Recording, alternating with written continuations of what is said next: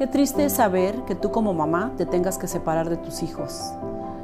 La mamá es uno de los senos familiares más importantes donde los hijos pueden desarrollarse y es la principal fuente de amor para los humanos.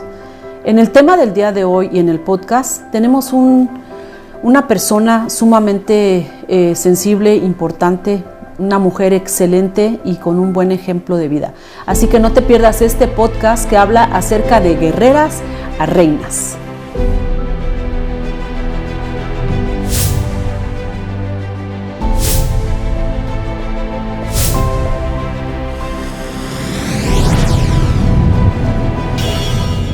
Y en el podcast de hoy tenemos una invitada súper especial, colombiana, muy guapa, con una personalidad extraordinaria, una voz de locutora que entre más habla, más quieres que hable. Está con nosotros Paola Olaya, desde Colombia para el mundo. Ay, Ana, Hola, qué hermosa. linda, de verdad que tú pones la bandera muy alta. Hola, Ana, ¿cómo estás? Bien, muchas gracias y muy contenta de recibirte y de que hayas aceptado venir a este podcast tan importante y tan sensible para muchas mujeres. ¿En qué parte de Colombia nace Paola Olaya? Yo nací en un pueblo cerca a la ciudad actual donde vivo, que es Cali. El pueblo donde nací se llama Puerto Tejada, Cauca. Ok. Y la otra vez que estábamos platicando, Pao, me contabas que era pura rumba, pura fiesta. Oh, mi ciudad, ¿Y qué? sí, literal, Ana. Mi ciudad es eso, es rumba. A Cali la caracteriza la rumba. Sí, las fiestas. Hay muchísimas otras cosas más en cuestiones de arte, sí, hay otras cosas que nos identifican en términos culturales, el deporte, nos identificamos mucho con la academia, pero hay que reconocer que pues no de gratis nos llaman la capital mundial de la salsa. Me imagino, o sea que siempre andas, sí te llegaste a ir a ciertos rumbas, a bailar, a disfrutar, me imagino, ¿no? En tu juventud, eres muy joven, pero me refiero a desde tu adolescencia creciste prácticamente como en la alegría, ¿verdad? Efectivamente. Qué padre. Bueno, Paola, y ya entrando en el tema, yo quisiera hacerte una pregunta muy importante. Debido a que tú creciste en un pueblo lleno de alegría y lleno de gozo, por decirlo así, cuéntanos de tus papás. ¿Cómo eran tus papás? ¿Cómo fue tu niñez? ¿Tuviste unos padres ejemplares buenos? ¿Cómo te llevaste en realidad en tu seno familiar? Cuéntanos de ti. Oh, mi familia nuclear es lo mejor que yo tengo. Crecí en un seno de una familia muy amorosa. Nuestra mayor riqueza, siempre lo he dicho y lo sigo diciendo y lo seguiré diciendo, y es el amor. Es el amor. Tengo una mamá que nos ha inculcado muchísimos valores, valores que hoy predominan en mí, en mis hermanos.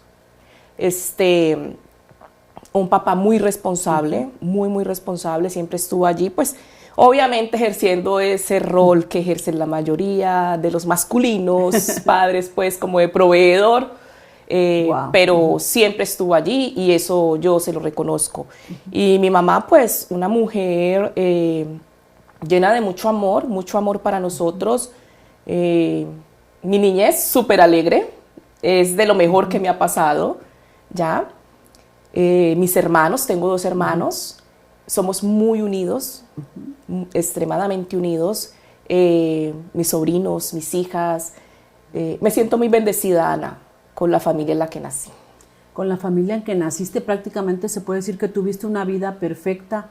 La vida que todo niño sueña, ¿no? Que todo niño debería de tener. Sin embargo, desafortunadamente no todos gozan de ese privilegio de tener, no sé, a lo mejor unos papás buenos o unos papás en los que le dieron una educación bonita. Yo te conozco desde hace 2 años, Pao, y de verdad que conecté tanto contigo porque eres una persona que tienes un corazón de oro. Y en el momento que empezamos a conectar, nos dimos cuenta que teníamos que a pesar de que tú naciste en un seno familiar bastante unido y lleno de amor, la vida te llevó por otros caminos.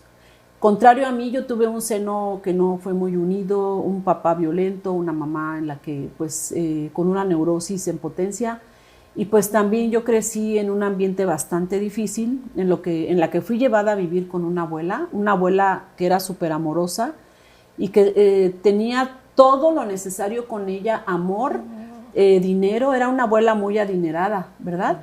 O sea, prácticamente sí mi infancia fue mitad y mitad, pero yo me doy cuenta que cuando te conozco a ti me identifico bastante porque mi vida fue como muy rota en mi adolescencia. Entonces, tú me empiezas a comentar acerca de que empezaste a tener una relación con una persona súper narcisista y violenta.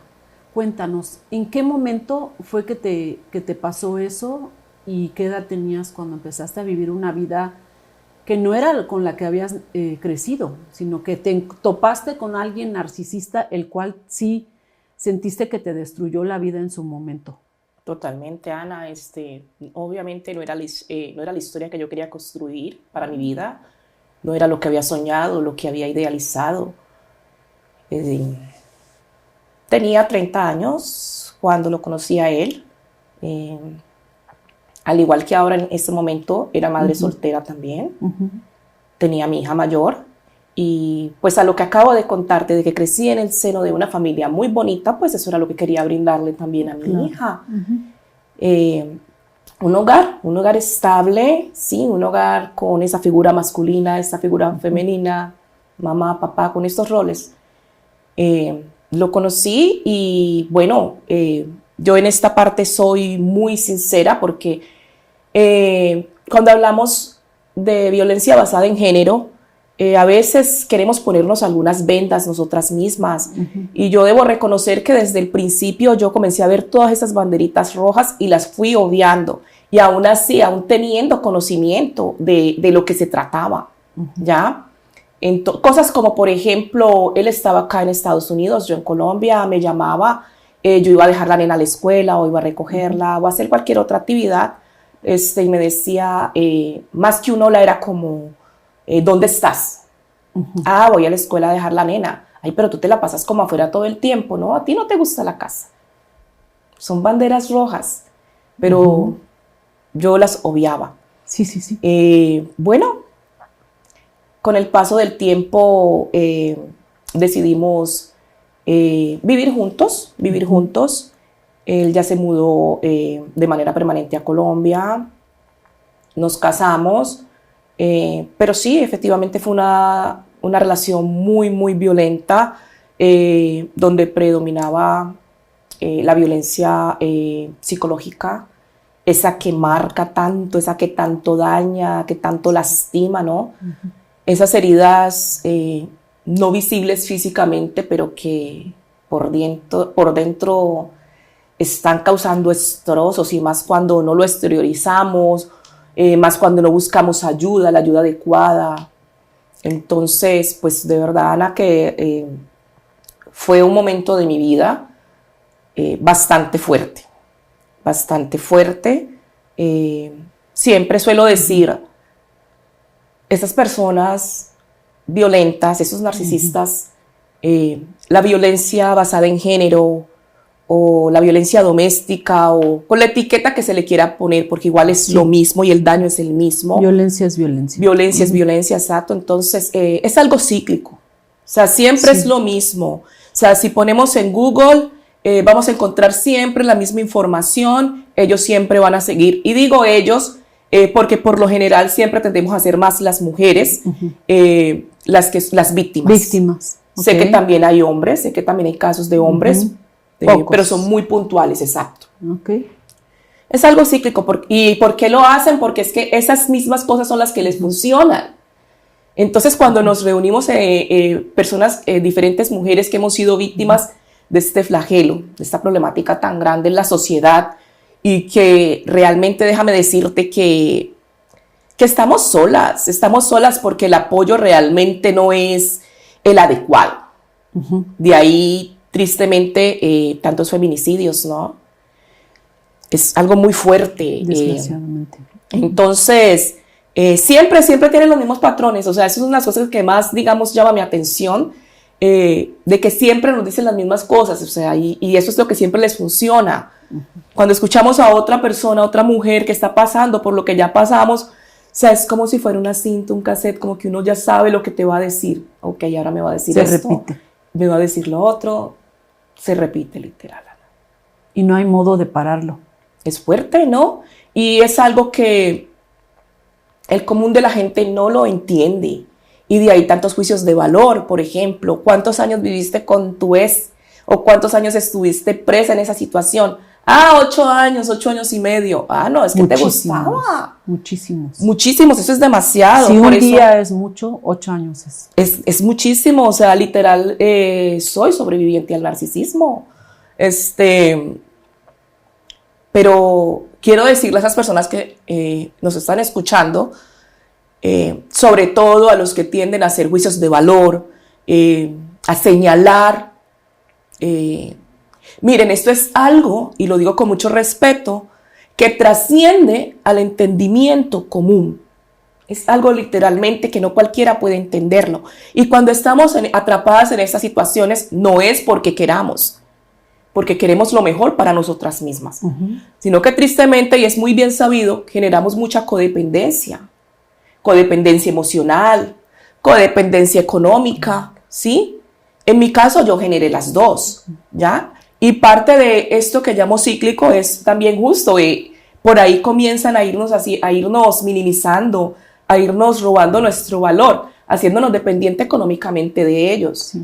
Entonces, mientras el tiempo va avanzando, mientras los años van corriendo, dejamos nuestros estudios, nuestra profesión, nuestro círculo de amigos, nos vamos literalmente desconectando de la sociedad, del mundo entero, Ana. Metiéndote como a una caja negra, encajonándote. Qué horrible, pero suena feo, pero es literal, así es cierto. Entonces, mientras ellos siguen haciendo su vida normal, siguen produciendo, muchas veces siguen haciendo vida social, porque las restricciones normalmente siempre son para la víctima, no para el victimario, ¿ves? Entonces, en la medida que va pasando el tiempo van surgiendo muchas preguntas, muchos cuestionamientos. O sea, ya han pasado 2 años, ya han pasado 3 años, 5, 10, qué sé yo. ¿Y ahora qué hago? O sea, sé que me debo ir, pero ¿y qué voy a hacer? Sí. ¿Qué voy a hacer? Ok, tengo una profesión, pero lo que yo sé desde hace tanto tiempo atrás ya no es lo mismo, ahora todo se ha actualizado. ¿Qué hago? Ya no tengo mi mismo círculo de amigos o de relaciones sociales. ¿Qué hago? Es la gran pregunta siempre que surge. Y pues tristemente las respuestas muy pocas, muy pocas. Es una decisión que se sabe que hay que dar, pero no hay una pista de aterrizaje como tal, Ana, para decir, ok, ya, hasta aquí llegué y esto es lo que voy a hacer, y que haya un panorama claro afuera de qué es lo que voy a hacer, de cómo voy a enfrentar el mundo ahora con mis hijas. Por ejemplo, a mis hijas, ellas se acostumbraron a un nivel socioeconómico, por así decirlo, de clase social media alta, no sé si me da a entender. Sí, claro. Algo que mi presupuesto solamente, o sea, no estaba a cubrir, ¿ya? Entonces, yo me fui muchísimas veces del lado de mi ex, muchas, tantas que perdí la cuenta. Sí, sí. Y en esas idas, pues mi niña estaba, por ejemplo, la menor, estaba acostumbrada a ciertas cosas, a ciertos gustos, y que yo literalmente no podía cubrir porque tenía que cubrir otras cosas que eran pues más urgentes, por llamarlo de alguna manera, más urgentes, ¿ya? Como básicas, indispensables, ¿no? Indispensables, exacto. Cosas que su papá podía hacer con muchísima más facilidad. Sí. Ya, entonces son como con todas esas cosas que nos toca enfrentarnos. Si es un hombre que es irresponsable, por ejemplo, económicamente, que ya sabemos que nos va a tocar entrar en un proceso de divorcio, y que para que haga ese aporte de manutención va a ser casi que obligado, por así decirlo, por decirlo de una manera cruda pero real. Es un proceso largo, y esta mujer en ese momento se va a preguntar, ¿qué voy a hacer? O sea, y en ese transcurso de tiempo, ¿qué?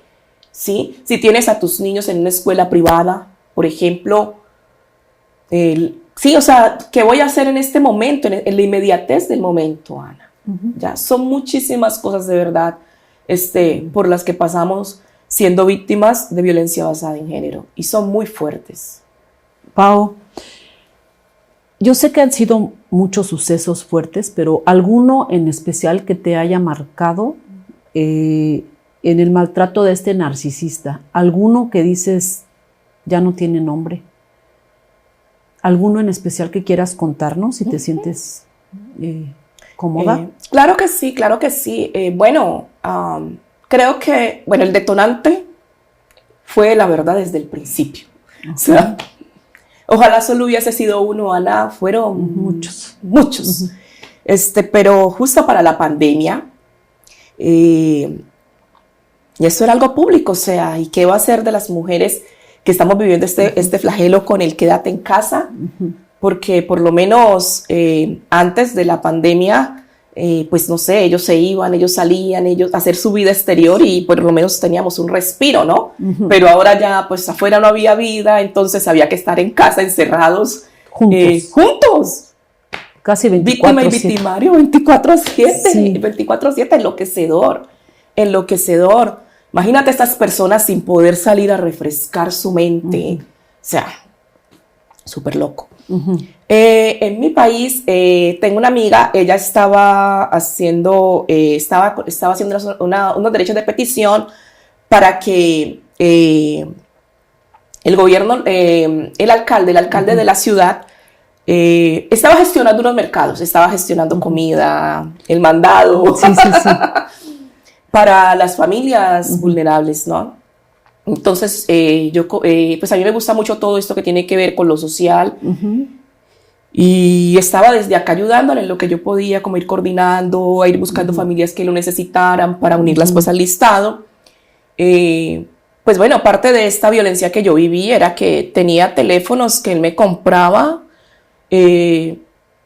pero así fuesen de alta gama, no podía usarlos a mi antojo.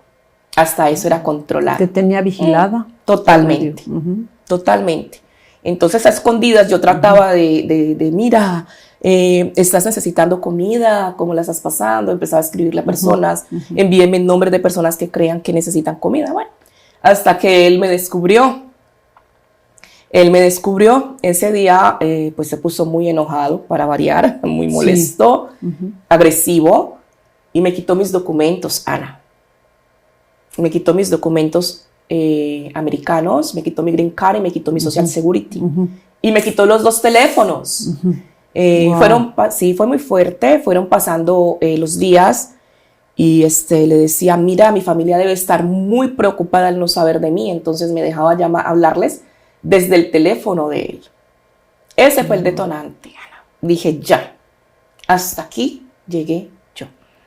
Y eso, pero algo que ya venía pensando desde antes, y es, tengo 2 hijas y eso que siempre está allí como yusándote, como qué bueno, y qué ejemplo le estás dando a tus hijas, qué mensaje les estás transmitiendo, tú como mujer, tú como mamá, o sea, por salir adelante, por una estabilidad, hay que aguantar esto. No, efectivamente eso no era lo que yo quería para mis hijas, Ana. Ese no era el mensaje que yo quería transmitirles. Y esa fue la decisión número 1, Ana. Y la decisión más fuerte y más poderosa por la que yo decidí dar ese paso definitivo y decir no regreso. Ya a partir de allí comencé mi proceso de divorcio. Me divorcié, logré divorciarme aquí en Estados Unidos. Gracias a Dios, y digo gracias a Dios porque me quedé con la custodia total de mi niña, y ese para mí ha sido pues de los pasos más importantes que he dado, la mejor ganancia. Disculpa que te interrumpa, hacemos un paréntesis.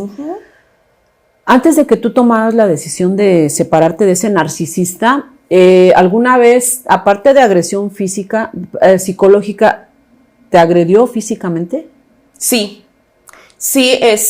y eso era algo de lo que inicialmente dije, a veces nos ponemos unas vendas, y yo siempre he hablado, Ana, de violencia psicológica. obviando que sí hubo violencia física. También.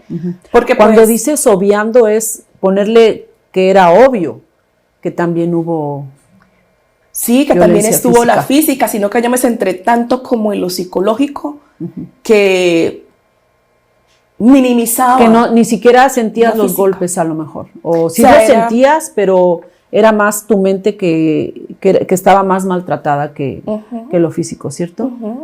Sí, porque pues normalmente yo, para que no se escalonara más la violencia ejercida de él hacia mí, cuando él estaba con sus insultos, ¿sí? Gritándome, tratándome mal, yo normalmente callaba. Pero pues todo tiene límites y hay momentos en los que ya, o sea, explotas, o sea, como que wow. Entonces, mira, respétame, o no me digas eso, o eso eres tú, lo que me estás diciendo, qué sé yo. No, tú no hacías Entonces, eso. yo no solía hacerlo, pero había momentos, Ana, en los que realmente ya como que no podía, o sea, como que tenía que reaccionar de una u otra manera. No con agresividad, no con agresividad, porque igual no es mi estilo, pero sí como en defensa. Y pues a él eso no le gustaba y eso lo ponía muchísimo más iracundo. Entonces ahí era donde pasaba a la agresión física. Entonces, por ejemplo, me tomaba la mano como apretándomela, pues, como para dominarme. Y yo, mira, espérate, yo creo que me vas a partir el brazo, no, suéltamelo. Sí. O sea, era muy fuerte y varias veces intentó asfixiarme. Recuerdo que me contaste que te gustaba escribir mucho y siempre has tenido como ese don de escribir. En una ocasión que tuvimos un desayuno, me dijiste que tú le comentaste que estabas escribiendo, porque tú lo hiciste como compartiéndolo, ¿no? A lo mejor como tratando de tener, no sé, alguna comunicación con él, pero él tomó ventaja de eso también. Y me contaste que te escondió o te quitó los escritos. Sí, así es, Ana. Un día de tantos, mientras él estaba tratándome mal, le dije, mira, no te preocupes, tú en este tiempo debes de haber aprendido a conocerme, sabes que no soy una mujer que toma venganza, que atenta contra la integridad de otra persona en ningún sentido de la palabra. La única forma en la que de mi parte voy a hacer justicia es que le dije así, te voy a hacer famoso en el mundo. Cogí mis apuntes y le dije, mira, estoy escribiendo mi historia, estoy escribiendo todo. Vas a ser famoso. Pero tú lo hiciste como en una buena intención. ¿Con qué intención él se lo tomó tan personal o agarraba cualquier motivo para tomarse las cosas tan personal? Porque es un agresor. Yo lo dije, Ana, desde el no me voy a quedar callada. Okay. O sea, me estás haciendo todo este daño, pero no me voy a callar. Y pues tú que eres tan violento, has de estar esperando a que yo te responda con violencia. Pero yo no lo voy a hacer. Yo lo voy a hacer desde una de las armas que yo tengo poderosas y es desde el escribir. Sí. ¿Sí? Entonces, claro, él como no lo iba a tomar personal, si pues se lo dije, tú vas a ser el protagonista. Y pues claro, es que es consciente de lo que estaba haciendo. No quería quedar al descubierto. Claro. Además, bien sabemos, Ana, que este tipo de personas, afuera son geniales. Afuera, o sea, son personas que lucen muy sociables, amistosos. Buenas personas. ¡Wow! Sí. ¡Wow! O sea, que casi ni te creerían las cosas que hace de la puerta para hacia adentro. Nosotros tenemos un dicho en México, que igual y se aplica en Colombia, que son candil de la calle y oscuridad en su casa. Y la mayoría de los narcisistas suelen hacer eso, ¿verdad? Y sobre todo que a puerta cerrada, la diferencia en fuerza entre un hombre y una mujer es abismal, ¿verdad? Y ellos abusan tanto de su fuerza mental como de su fuerza física. Entonces, cuando tú le dijiste eso, ¿cuál fue su reacción? Inmediatamente me quitó, me arrebató quitó todo. Mis escritos. Me quitó mis escritos, Ana, y pues al momento de yo irme de casa, eso era algo que quería recuperar. Era algo que me encantaba, que me gustaba en el sentido de que sé que podía ser un gran aporte sé que podría ser un gran aporte para este gran flagelo, para esta gran problemática social. Después me dije, bueno, ok, está aquí en mi disco duro, pero también a la vez hice sinasis, pensé y dije, no. O sea, la violencia, ese tipo de violencia de género, insisto, ya está tipificada. No necesitamos decirle a nadie de qué se trata porque está tipificada. Es tan obvia, es tan obvia. Sí.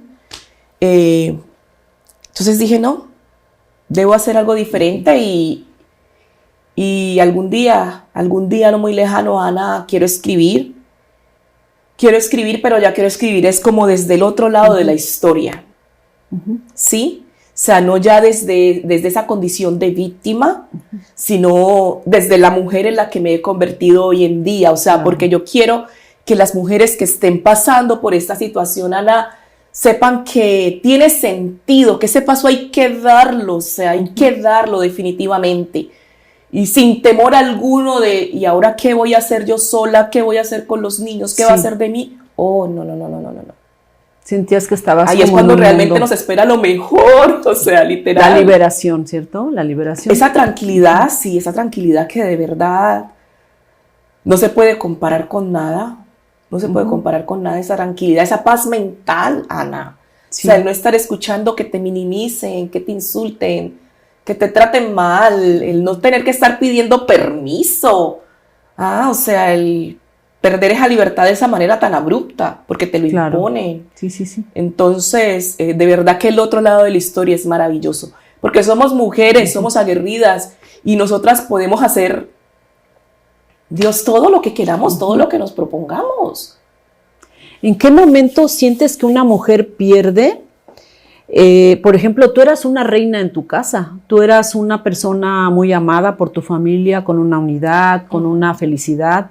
¿En qué momento sientes que pierde uno esa corona o empieza ese martirio de ser una reina, ahora tener que ser una guerrera, estar luchando contra un narcisista, contra buscar trabajo para poder mantener a tus hijas? Cuéntanos, ¿en qué momento fue que sucedió que pasaste de ser de reina a guerrera? Y algo muy importante, ¿te tuviste que separar de tus hijas o cuándo fue que te viniste a Estados Unidos y las dejaste? Ok. Pienso que esa situación comienza en el primer momento, Ana, en que aceptamos, por ejemplo, que nos llamen por algo que yo suelo decir fuera de mi nombre, de una manera despectiva. Eso comienza cuando te dicen, ¿por qué tienes esa falda tan corta? ¿Vas a salir así? Estás muy maquillada, llamas mucho la atención. Mírate ese escote. Allí comienza. Mira, te estás engordando. Ahí comienza. Cuando empezamos a aceptar todas esas cosas que no debemos aceptar, porque de una u otra manera, inconscientemente, ellos lo toman como una validación. Y van escalando, hasta llegar a un punto de donde ya sabemos es difícil regresar. Pero lo bueno es que no es imposible. Esa es la parte buena. ¿Estabas enamorada? Sí, ¿Estabas enamorada de él? Sí, yo no podría estar en una relación sin no estar enamorada. Yo normalmente mis relaciones siempre les pongo sentimiento y ellos también de eso es que se aprovechan. Sí. De eso se aprovechan porque saben que los queremos, que los amamos, que hemos desarrollado ese sentimiento allí fuerte.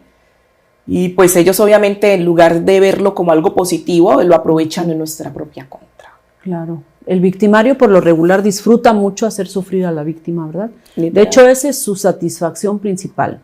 ¿Por qué? Porque mentalmente no están bien. De hecho, los narcisistas odian a las mujeres, ¿verdad? Por algún suceso que tuvieron, no sé, en la infancia. No soy psicóloga, pero sí he enfrentado algunos problemas también de narcisismo. No he durado mucho en ese tipo de relaciones. Pero también otra cosa, económicamente, cuando tú te separaste de él no te apoyó económicamente, que era otro punto prácticamente negativo de su parte, ¿verdad? Ajá. No te apoyó y tú la tuviste que hacer de trabajar como hombre y a la vez estar como mujer, ¿cierto? Porque yo no le llamaría, hiciste el papel de padre y madre. No, porque el padre es él y la madre eres tú. Más bien, nosotras como mujeres tenemos que hacer doble papel de trabajar como hombre y como mujer para poder proveer a nuestras hijas. Te separaste de tus hijas. ¿Cómo fue ese suceso? Sí, bueno, inicialmente los planes con él era venir a Estados Unidos y estar aquí durante el verano, regresar a Colombia durante el invierno, cuando estuviéramos acá en invierno, lo que a mí me parecía genial. Sí. Pues dije, ok, me lo voy a pasar de vacaciones.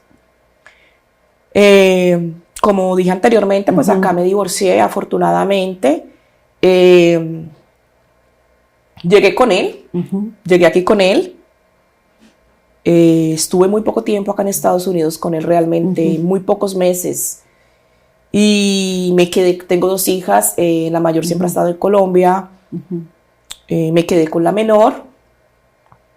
Sí, no puedo negar para las mujeres que me están escuchando que no es fácil, no podría mentirles, no es fácil, pero siempre tenemos que rodearnos de personas que puedan darnos la mano de una u otra manera, de organizaciones. O sea, siempre debemos de estar tocando puertas, literal.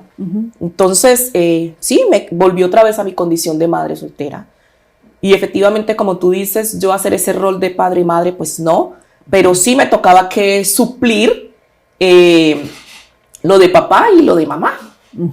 Mientras duraba ese proceso de que pues se diera todo esto en cuanto a lo legal de la manutención. Sí, he proveído para mis hijas. Desde ese entonces, mi primer trabajo, como muchas, fue aquí, McDonald's. No estoy aquí en este país haciendo hamburguesas. Sí, por ahí tengo mi foto. Porque tú eras maestra de español en Colombia, sí, ¿no? Y andabas bien vestidita y bien alineada. Pero llegas a este país y ¿qué sientes cuando estás trabajando en una tienda de hamburguesas? Bueno, mira, recuerdo que había una nena, no recuerdo ahora su nacionalidad, médico, y ella lloraba mucho. ¿Médico? Médico, y lloraba en su país, y allí lloraba muchísimo, o sea, como que a ver, de allí a acá. Bueno, nosotros sabemos efectivamente que todo trabajo que sea honrado, digno, está bien, es ok, ¿verdad? Pero pues también como que zapatero a su zapato, ¿no? Sí, y pues literal, no, sí. En vano se va a estudiar o se va adquiriendo una experiencia para, pues si uno lo hace es porque eso es lo que quiere hacer, ejercer. Pero mira, Ana, que a mí no me dio así duro como de, ay, no. Yo sabía que ese no era mi lugar. Y siempre cuando he estado en el lugar equivocado, yo sé que uno se siente aquí, ¿no? Aquí no pertenezco, eso es un trampolín y aquí salgo. Sí. Pero en ese momento yo veía mi vaso medio lleno, o sea, porque es que estaba saliendo de las manos, de las garras de la opresora. Sí. Te caracterizas por ser una persona bastante positiva, bastante alegre, ¿no lo has perdido? Y eso yo pienso que es lo que te ha ayudado, ¿no? A socializar, porque hay gente que debido a la presión de esa violencia, ellos ya no socializan, tienen miedo, andan por la vida con ese trauma espantoso, ya no pueden ser las mismas personas. ¿Cómo le haces tú para ser tan positiva, tan alegre todavía a pesar de todo ese daño que recibiste? ¿Sabes, Ana? Que acabas de hacerme pensar en algo y es... siempre he pensado mucho también en mi familia, de que de allí viene toda esa fuerza, todo ese valor. Los amigos definitivamente que siempre están allí, ¿no? Para no dejarte caer, sosteniéndote también. Primeramente, obviamente, Dios. Es muy fuerte, recordar es fuerte. Se pasa por todo mientras está viviendo esto, se pasa por muchísima depresión, por muchísimo estrés, por ansiedad, como dicen por ahí, o sea, como por ese sub y baja, esa montaña rusa de emociones. No siempre estamos acá arriba, alegres, felices, Pero mira, sabes, quienes me conocen desde la niñez y quienes me conocen de antaño, de tanto tiempo, tantos años atrás, siempre me lo están diciendo justo lo que tú acabas de decirme y eso siempre me aterrizaba, Ana. Ay, Pau, es que tú eres muy alegre. Y a veces me lo decían hasta en el momento de tristeza, de dolor o de llanto. Ay, Pau, es que tú eres muy alegre. Y yo, wow. O sea que no te dejaban llorar porque te decían que tú eras muy alegre. Literal, literal, Ana, sí.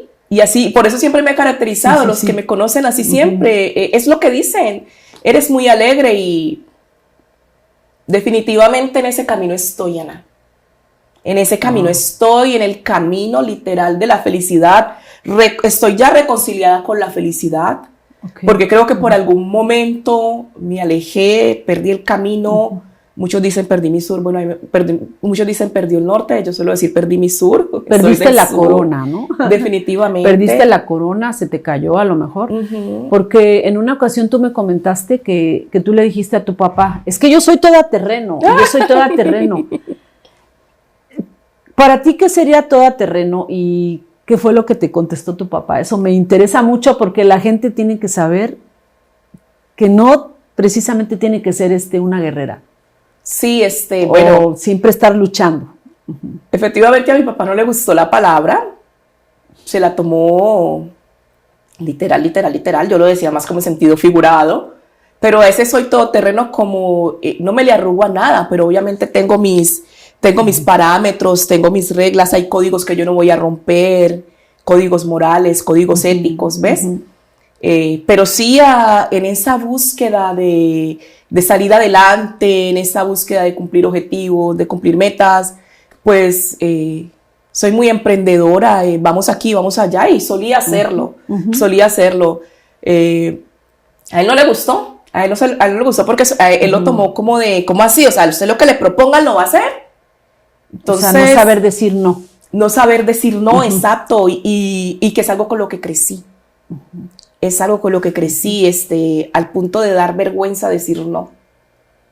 Cuando hay que decir no, ay, ahora amo esa palabra. Ay, qué dos letras tan hermosas, tan lindas como son el sí, son el no. No. Y a mí me encanta el no. Y por eso me gusta mucho esta cultura. Me gusta mucho esta cultura. Porque es un no que necesariamente, un no rotundo, que no tiene que ir con explicación. Porque es que a veces no solamente es que no queremos que no aceptamos el no, sino que también hay que dar toda la explicación de por qué no. Nuestra cultura, por ejemplo, en México, no, vas a ir a la fiesta, ay no, porque fíjate que mi perrito, bla, bla, bla, una explicación como de 20 minutos. Cuando tú podrías decir no. No, y ya. Y punto. Suena hermoso, y ¿verdad? Me encanta, a mí también me encanta esta cultura, porque esta cultura es de que tienes una agenda, la gente te respeta más. ¿Por qué? Porque tú te estás respetando más. Esta cultura de Estados Unidos, de Chicago, o en el lugar donde estés aquí, te ayuda a tener una mente demasiado fuerte, más fuerte y asertiva, y como dices tú, a decir un rotundo no, el no que ahora amas. Y entonces tu papá, su reacción fue de que, claro, mi hija, ¿dónde está la hija que yo crié, no? Exacto. La hija que era una reina, que yo la trataba como una reina. Perdiste tu corona, por decirlo así, y tu papá te regañó. Sí, así literal, así fue, Ana. Wow, pues fíjate que yo la otra vez platicaba contigo acerca de cómo nos conocimos tú y yo, que fue en un hotel donde estábamos haciendo el trabajo de prácticamente de banquetes, de llevar charolas y platos pesadísimos y la espalda molida. Entonces yo te veo a ti y conectamos así como si nos hubiéramos conocido de otras vidas, y yo me quedo así y las dos así como que angustiadas porque no estábamos haciendo el trabajo que nos gustaba y no estábamos siendo tratadas como reinas, ¿verdad? Porque realmente el ser guerreras es estar peleando, estar en guerra toda la vida. Y tú me dijiste, no, es que somos unas guerreras y que no sé qué. Y te digo, Pau, yo ya no quiero ser guerrera, yo no quiero más guerras, yo quiero ser reina. ¿Te acuerdas que te dije? Sí, claro. Yo quiero ser reina, yo ya no quiero ser una guerrera, estoy cansada de batallar y de pelear. ¿Tú en tu vida has tenido que pelear con muchas cosas, por decirlo así, o batallar, o pasar por muchas dificultades? Porque perdiste esa parte en la que tú fuiste educada para ser una reina, ¿verdad? Para ser respetada, amada, por el amor que tú tenías. ¿Cómo cuántos trabajos has tenido, Pau, desde Colombia y aquí en Estados Unidos para poder mantener a tus hijas? Oh, wow. Bueno, en Colombia trabajaba en lo que me gusta, lo que me apasiona desde lo psicosocial. Sí. Siempre trabajé en esto. Mi organización Afro, que trabaja pues por la reivindicación de los derechos humanos de las comunidades negras. Y trabajé aproximadamente 6 años y medio la docencia. Haciendo lo que me gustaba, porque pues amo todo lo que tiene que ver maestra con el trabajo español, social. ¿verdad? Me Sí, comentaste así es. que maestra español. Ajá, así es. Y acá pues mi primer trabajo fue McDonald's. Haciendo hamburguesas. Sí. Ese trabajo para mí representaba independencia económica. Solamente, en ese momento. Solamente. Sí, en ese momento, o sea, como que bueno, Wow. algo de dinero.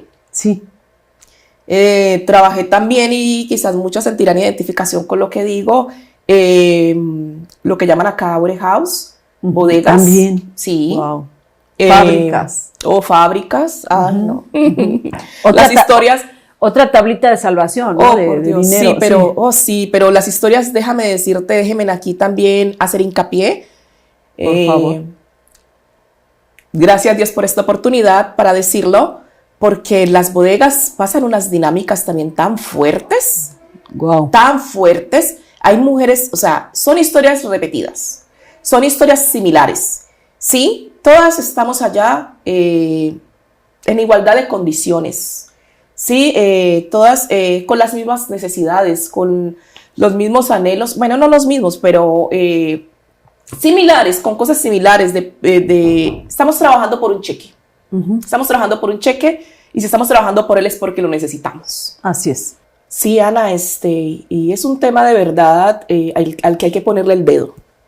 El tema de estas fábricas es un tema al que hay que ponerle dedo, porque ya que estamos hablando de violencia, allá también dentro de esos lugares también se genera otro tipo de violencia, y es ese tipo de violencia de mujeres hacia mujeres. O sea, es muy fuerte, allá se viven dinámicas muy fuertes de si no le caíste bien a fulana de tal, si no entraste en gracia con ella, entonces ya comienzan a hacerte de esas horas, de esas eternas horas, porque es que son 8 horas, Dios mío, y muchas Parada horas. en una línea. Ay, viendo qué pasar. horrible, ni lo digas, o sea, horrible. Sí, y horrible. te hacen de esas 8 horas un campo de batalla tan hostil. Sí. Y ¿sabes algo? Tú no tienes que hacerle nada. Tú no tienes que hacerle nada a esas personas que también son victimarias. No hay necesidad de hacerle nada. Simplemente basta con que no le caigas bien, o simplemente basta con que tengas envidie, un corte. Exacto, con que vea en ti lo que ella cree no tener. Que no tener, exacto. Solo basta con que tú le Envidia. caigas en gracia a los jefes, solo basta con que te promuevan antes de tiempo, o sea, de verdad, pero es una situación bastante fuerte. Y yo siempre me pregunto, Ana, yo digo, es a tal grado que hasta hacen que corran a muchas personas. Yo lo viví, yo vi como en una de estas fábricas corrieron a varias de mis amigas de manera injusta, de manera injustificada, solo porque no le caía bien a Julana de tal. Y Julana de tal es amiguita de la líder de grupo, y bueno. Wow. Entonces, muy fuerte, y lo que yo siempre me preguntaba es cómo esas personas pueden ser como tan desalmadas, tan descorazonadas, ¿sí? De no pensar que no solamente que por un capricho, por un acto de odio, porque eso es un acto de odio definitivamente, sí, claro. Un acto tan mezquino, hacer correr a otra persona y no sabe la afectación que eso va a tener, o sea, sin pensar en la afectación que pueda tener. ¿Cómo pueden ser tan limitadas de mente, Ana? Que tú no sabes si la persona a la que van a correr dejó sus hijos en México para venir a buscar una mejor vida aquí. Que es lo que suele pasar.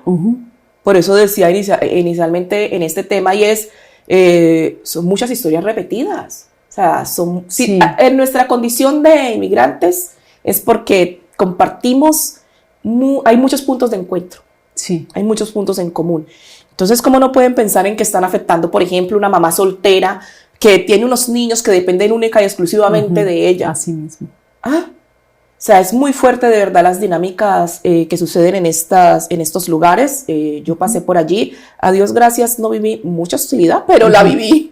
Pero la sí viví, te solo tocó. que tengo mi carácter y bueno, me sé dar a respetar. Me sé dar a respetar.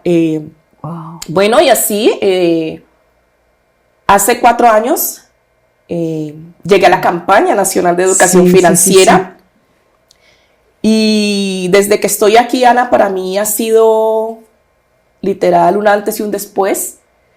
Y ese después ha sido para mí maravilloso, porque aquí estoy construyendo sueños, realizando sueños, con metas claras, de una manera muchísimo más aterrizada. Mi mayor ganancia, todo lo que he aprendido y lo que aprendo a diario acerca de finanzas personales, importantísimo porque pues los latinos acá llegamos con el hábito del gasto y muy poco con el hábito del ahorro. Sí, de hecho es un país capitalista Literal. en el que recibes tu cheque y te vas corriendo al mall a comprarte los tenis de moda, la ropa de moda, los perfumes de moda, para llegar y poner la ropa en el closet, ¿sí o no?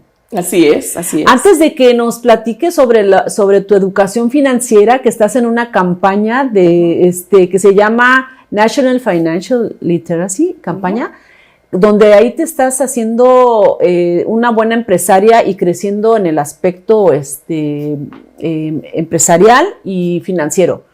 Tú me dijiste una vez que tu hija mayor creció con una mamá no educada financieramente y tu niña menor con una mamá educada financieramente. ¿Cuál es la diferencia entre las dos y cómo la marcas, cómo se marca tan fuertemente eso?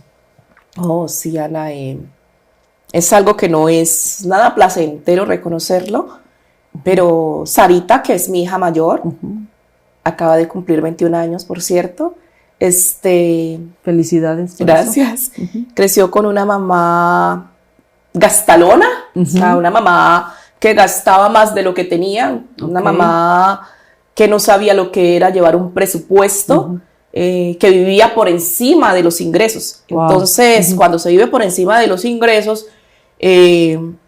cuando se acaba lo que yo tengo, pues me endeudo. Me endeudo y literal eso es lo que actualmente ella hace. Y obviamente eso a mí me causa mucha Copia tristeza. la misma Los ejemplo que tú le patrones. diste. ¿Y tu hija la pequeña? Mi hija la pequeña, pues ella le ha tocado afortunadamente ver esta otra faceta mía, sí, de la mamá que se prepara, de la mamá que estudia, de la mamá empresaria, Con una de la autoestima mamá más fuerte. con una mentalidad más clara en la vida, con consistencia entre lo que ve, lo que escucha. Entonces, afortunadamente, ella ha copiado estos patrones. Entonces, por ejemplo, si a Sarita yo le doy $1,000, en un día $1,000 se gasta. Wow. Pero a Samantha, que es la menor, yo le doy $50, $100, y ella se va a gastar cuando mucho 50. Me va a decir, mamá, quiero ahorrar los otros $50, quiero ahorrar la mitad. Sí. Tiene mente de empresaria. Mi hija menor también ya tiene claro que no quiere trabajar para nadie más, que ella va a trabajar en su propio sueño. ¿Quiere ser millonaria? Sí, no literal, y me dijo que está escuchando ya algunos millonarios, algunos influencers millonarios. Sí, ya mi niña está en eso. Wow, qué increíble la importancia de la educación que uno le da a los hijos. Y una última pregunta que es pienso que la más importante para la mujer que ha sido maltratada en todos los aspectos por un narcisista. ¿Tomaste alguna vez terapia psicológica, algún curso, algo que te ayudara a sanar eso, a arrancarlo de tu vida o por lo menos reconocer que había sido maltratada en ese aspecto, Pau? Ok. No he tomado terapia. No has tomado terapia. No, pero la recomiendo. Definitivamente los profesionales están allí por algo y ese algo es para orientarnos, para guiarnos. Obviamente la decisión es nuestra, el poder de hacer ese cambio, de reconocer que existe la problemática, porque primero hay que comenzar por eso, por reconocerla, para poder enfrentarla, ¿verdad? Entonces, todo eso nace de nosotros, parte de acá, pero aconsejo totalmente, aunque no he tomado la terapia, la aconsejo totalmente. Hay que buscar ayuda. Sí. Hay que buscar ayuda. Tú saliste por ti misma, por tus decisiones, por tu fuerza de voluntad. Dijiste, ya no quiero más esto, estoy harta. Tengo 2 hijas a las cuales tengo que ponerles un buen ejemplo, como lo dijiste al principio.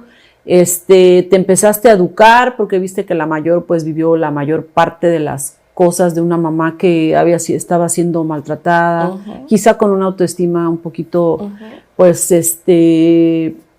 no en el nivel que tenía que estar, y pues empezaste a prepararte financieramente. Eso fue tu salida a salirte, perdón, esa fue la manera en que tú saliste de ese prácticamente maltrato, el prepararte, el salir adelante. ¿Y cómo manejas la mente entonces? ¿Cómo manejas el espíritu, Pau? ¿Cómo manejas tu interior? Ajá, aparte de estudiar lo que son finanzas, lees libros, dijiste que escuchas podcasts, o cuál ha sido, si no tomaste terapia psicológica, alguna otra ayuda que tú misma, de tu propia voluntad, digas, sabes que yo siento que salgo con esto, o mi espíritu dice, voy acá, hago esto para poder salir adelante. Bueno, Ana, yo creo que casi todos han visto Betty la Fea, ¿verdad? Ay, a ver, cuéntanos. Y esa es otra parte que me gustaría que nos dijeras brevemente acerca de que quisiste ser actriz, ¿no? En Colombia. Sí, a ver, Betty mucho. la Fea. Ajá. Pero bueno, Patricia, la peliteñida. Okay. Recuerden que ella estudió 6 semestres de finanzas en la San Marino, creo. Bueno, sí. Pues yo estudié la mitad de mi carrera de sociología en Colombia, y gracias a eso lo adquirido lo pude poner en práctica. Okay. Ya sabemos que esto de la violencia, esto trasciende, que esto no distingue de género, esto no distingue de etnia, de educación, de condición social, económica, nada. Okay. Es 10 años, no, en el 2006, yo había hecho una intervención psicosocial justo a una mujer que estaba viviendo este flagelo. El flagelo que yo viví en el 2011. ¿Ya? Wow. Pero ya tenía conocimientos. Lo que comencé fue a poner en práctica esas cosas que ya sabía. Y pues bueno, lo bueno es que los medios hoy nos aportan gran valor, porque la información puede estar circulando. Entonces ya sabemos las cosas que hay que hacer, que podemos hacer autoterapia, ¿sí? Entonces, pues obviamente siendo muy cuidadosos de nuestro círculo social, familiar, de quien nos rodeamos, de qué estamos dejando que llegue aquí esta cajita, con qué la estamos alimentando, ¿verdad? A nuestro corazón. Afortunadamente no soy una mujer rencorosa. Felicidades. Y eso es un logro grandísimo, porque pues el rencor trae consecuencias fuertes para quien lo siente. Sí. Eso me ha ayudado muchísimo, sin duda alguna, lo espiritual, Dios. Soy una mujer que cree muchísimo en Dios. Wow. Muchísimo. Y Él ha sido quien me ha sostenido. Él ha sido literalmente quien me ha sostenido, quien me sostiene. Pero sí, Ana, poniendo en práctica lo aprendido, siendo muy cuidadosa de lo que veo, de lo que escucho, de quién me rodeo, eso ayuda muchísimo para uno mantenerse centrado, y para cuando uno cae poder tener las fuerzas otra vez como de levantarte, y no solo levantarte, sino también de continuar, ¿ya? Entonces, por ejemplo, ¿cuál era la autoterapia que yo hacía? Pues muy casera. Entonces esas películas que nadie se ve, esas películas así súper tontas, de risa, que nadie se ríe de ellas, bueno, esas eran las que yo me veía una y otra vez. Ay, qué bien. ¿Ya? Sí, también lo que escucho por lo general, audiolibros, porque bueno, a mí me encanta, mi pasión es escribir, me encanta escribir. Tengo el hábito de la lectura, pero lo había pausado de verdad. Entonces, lectura auditiva. Escuchar, ¿no? Ay, Pau, pues te felicito, eres una gran mujer, y has pasado de ser una guerrera a una reina, Oh, a coronarte nuevamente. Pero ahora sí háblanos de tu trabajo, de tu último trabajo brevemente, de que ahora eres una empresaria financiera, no sé, dinos en breve cómo puedes, o cómo empezaste a hacer esto y cómo sigues en esto y lo vas a hacer ya. Oh, finalmente. gracias, Ana. Gracias. Sí, bueno, uno de mis mayores temores era cuando llegué a este país, cuando me quedé sola, como mamá soltera.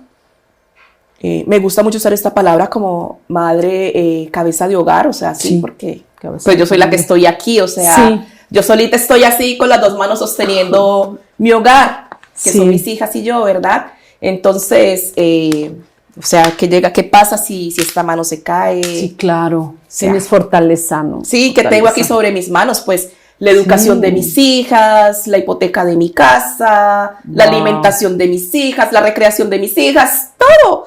Me gusta mucho esto que tienes aquí, esto está precioso, y me lleva mucho como esa carga que muchas veces llevamos. Nos ponemos. Sí, que nos ponemos, no nos ponemos. O que nos... Más bien que la vida o sí, las que nos toca afrontar, que nos toca afrontar, ¿no? Una carga así como muy pesada, como ¿qué traes sobre tu espalda?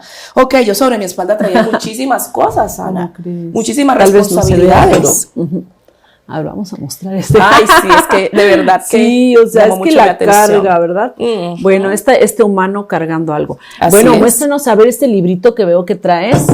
¿Cómo es que estás, ese librito que hice Rescatando el Futuro? Eso es lo que tú estás ahorita emprendiendo, estudiando, y eso te ha ayudado muchísimo también a crecer, tanto como ser humano, como persona empresaria. Wow, literal. Qué lindo, qué futuro. Sí, en ese mar de preguntas, pues llegué aquí a la campaña nacional de educación financiera, llegué así como muchos de los que están escuchándonos a través de las redes, y sentí total identificación.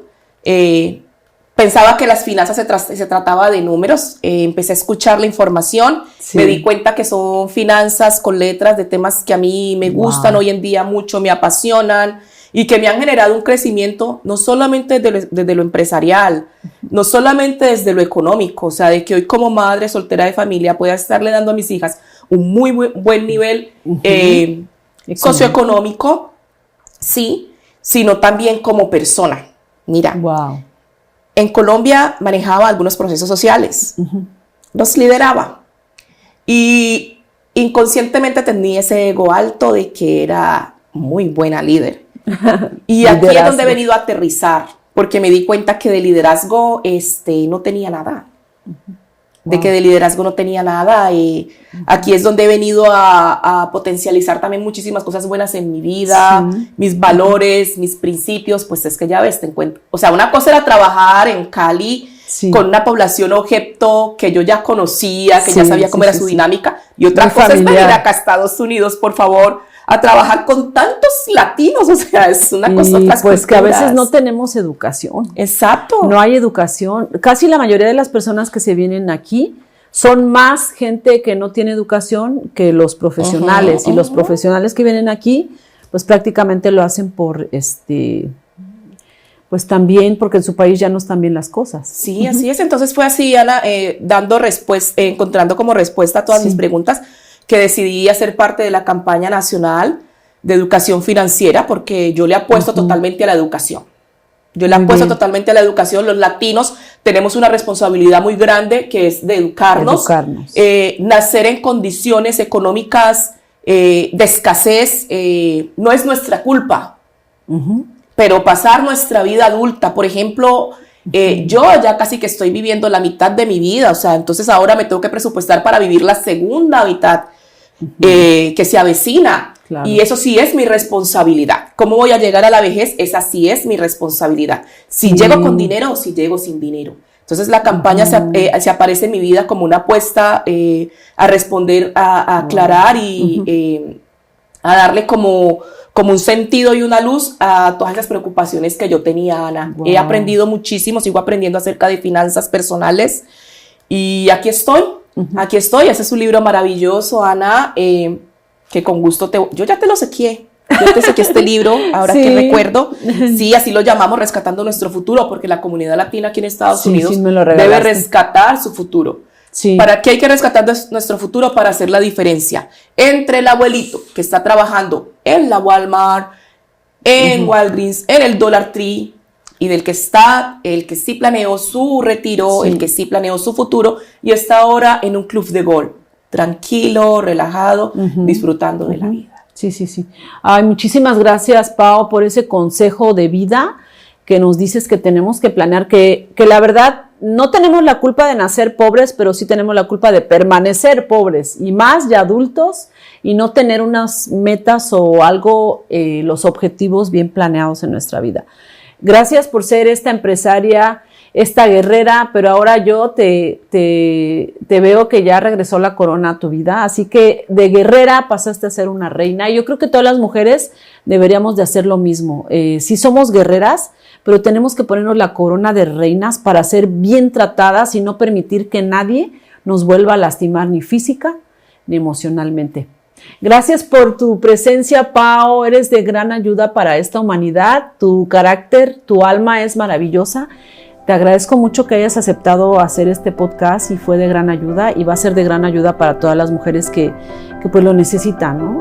Gracias, que Dios te bendiga y pues estamos en contacto, seguimos. Muchas gracias a ti A también por ti, la que estés invitación. muy bien. Gracias. Bueno, y llegamos al final de nuestro podcast de Guerreras a Reinas. Espero que este podcast te sirva, lo compartas, le des like y sobre todo que te suscribas y esperes nuestro próximo podcast que va a ser sumamente interesante. Gracias por habernos escuchado.